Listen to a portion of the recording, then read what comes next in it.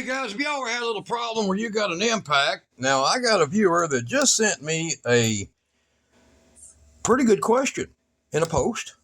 And you know I'm talking about you. You sent me out here. All right, so you got an impact, like that one. And you got, or this one. It could be like this one. It could be like this one. It's an impact. Common tool. Basically, you can't live without them anymore. And you get a bit stuck in it. You get a driver that's stuck in the impact, and you can't get it out. You tried everything.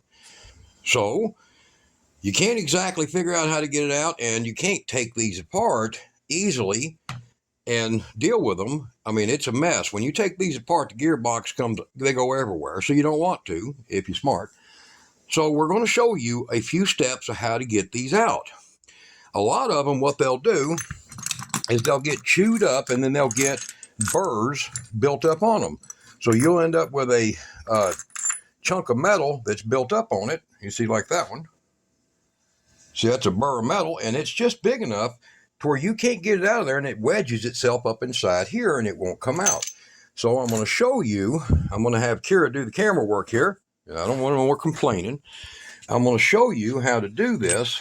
We'll take the DeWalt. All right, so this is a DeWalt, and we're just going to use it as an example, okay? And we're going to show you this right here. This is one of them. It's got some burrs on it, okay?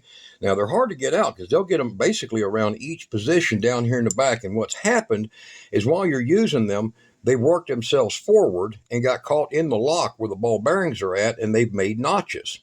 So that makes it, the ball bearing holds in that groove right there. That's how it locks in. So say you got it in here. Now we're going to use this one as a first example because typically when you're trying to run sockets, and believe me, that little DeWalt or that Scans that's sitting right over there, it will run sockets that freaking big, okay? I can put a car tire on, a car wheel on with this. So you're using it for that purpose and you're overdoing it.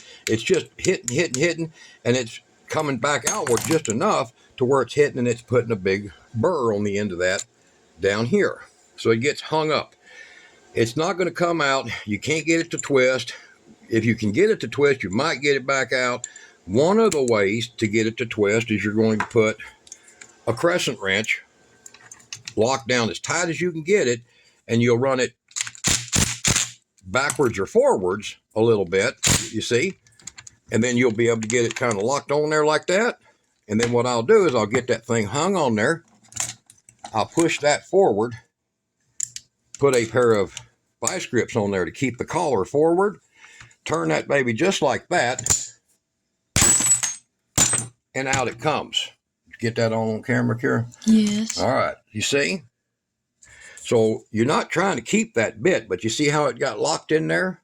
You see that? There we go. It basically used the jaws. See, it's not even flat. If I had a feeler gauge, I could show you. It's not even flat. I can stick a screwdriver. See it right there? In there. So let me turn on that little light. Is that light there? All right. So you'll see it here, or look down in it. See that? See how it's tried to round it over just a little bit? It's grabbed it. And now, to get that out of here, there you go. But it allows that jaw to flex enough to where this can't make a full round without it getting hung up. You see? That's one way. Another way is if you got it in there, stuck, you can slip the jaws of one of these around it just like that. And if it's hung up, we're going to have to make it hung up. If it's hung up, slip the jaws around it and let it slide down to the end like that. Tighten that up. And the same thing, just you got your needle nose holding that open, you open your collar open, and you'll tap it like so, and it'll pop it out.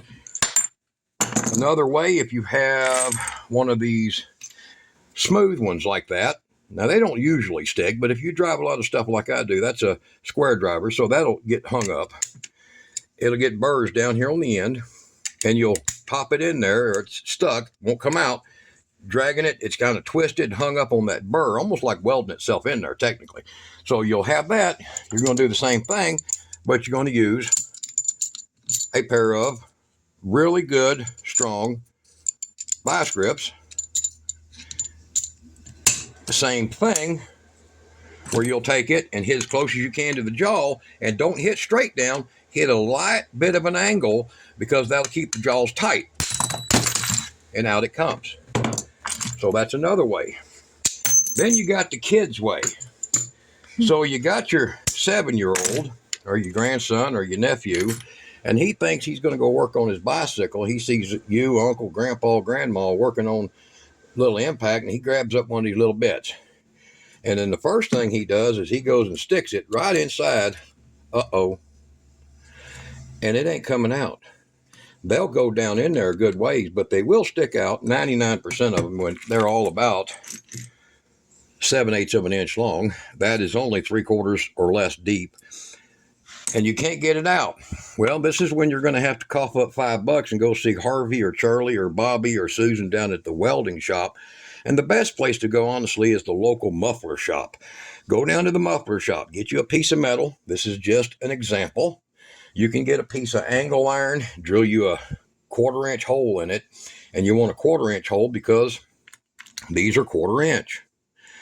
All right, then you're going to take it and you're going to slide it over the end of that, and they're going to put a spot weld right up inside that hole. Take your battery off. Don't leave your battery on your tool. And they'll put a spot weld with a MIG or a TIG right up in that hole. Walk in the shop, show it to them. They'll usually do it. Man, they $5. I've never paid more than $5 to have something spotted at a welding shop.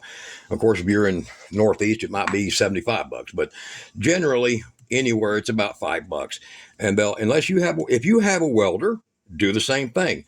Don't ground the tool, put your clamp on the steel, put it on the end, and spot weld it, and then you will be able to, out it comes. You see? Sometimes they put in something and it breaks off, like that. That will end up breaking off.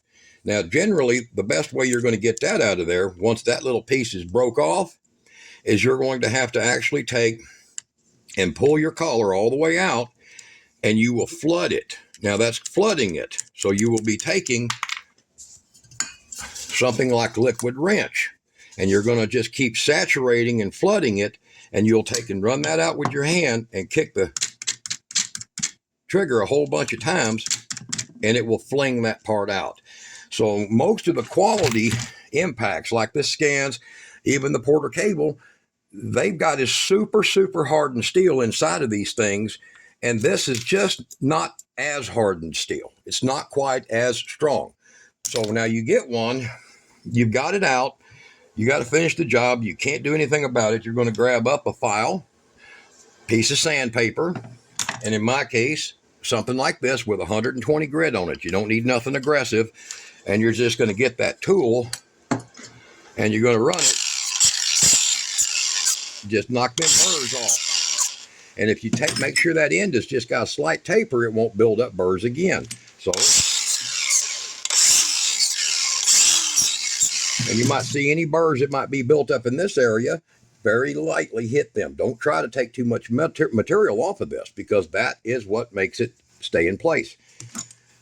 And you can save that bit for reuse. All right. So I hope I covered most all of that. Crescent wrench, screwdrivers. Now, the last part, I got my bit in there, and my collar, it won't move. It's not going nowhere. It's kind of like my brother-in-law, your uncle. Well, you know. All right, so it won't come out. It won't move. Now, the easiest way to do that is if you have what's called a shock tool for an ATV. Now, they're just a wedged hammer to a fork. If you don't got that, which most people don't, you're going to take and do the same process. You're going to take some liquid wrench, or you're going to take some PB blaster, and you're going to shoot a little bit right up in there, just like so. Make sure you get plenty in there. It's going to get wet. Turn it upside like that and run it forward and backwards. And what you're going to get is you're going to get whatever metal that's caught up inside of that spring loader that's in there. You're going to get it loosened up, and you're going to may have to do this 3 or 4 times. And you're going to work it real slow, and just keep turning that and work it real slow and work it real slow. Then finally you'll get that thing popped open and be able to work that tool out. Now, if the tool's hung up in there because of debris, you're once again going to grab your and you're going to clamp onto it like so to keep that sprung out. And then, of course, you will save your tools up in there. You will take the hammer and the crescent and tap it off and get it out. Take air, blast it out real good with air, oil it 2 or 3 times. And my recommendation is when you own a impact, get you a 3-in-1 oil that's 20 weight. 20 weight. Don't buy any of the mixture stuff. Standard 20 weight, the motor style. And you're going to drop a couple drips in that, hang it upside down, and run it until you, I put a tissue out here like this, and run it down over the top of a rag or something, and then you'll wipe it off. And then what that'll do is that'll prevent a lot of that stuff that gets up in there. Typically the most plugging up thing, stay there, Kara, the most plugging up thing that ends up inside of an impact is the zinc coating on roofing screws or standard screws. I have one laying around here like this. The coating, the zinc that's on these will get up in that impact and it'll jam up everything. So when you drive these kind of screws, make sure you have 3-in-1 oil, at least 2 drips. I'd say probably every 36, 40 hours of use inside that drill's chuck, okay, inside that impact's chuck. And then you're not going to have any problems. Do not ever lubricate the motor of an impact unless you have one that's designed for it, like this old Porter cable. It can be lubricated right in there. So otherwise, guys, here is my, is that one box you brought? Yeah. That's one box. Yeah. This is one box. I got it from upstairs. One box of my driver bits. Could you believe I have like 3 of these? Just old toolboxes full. All right, you guys be good, and I hope this helped get yours fixed.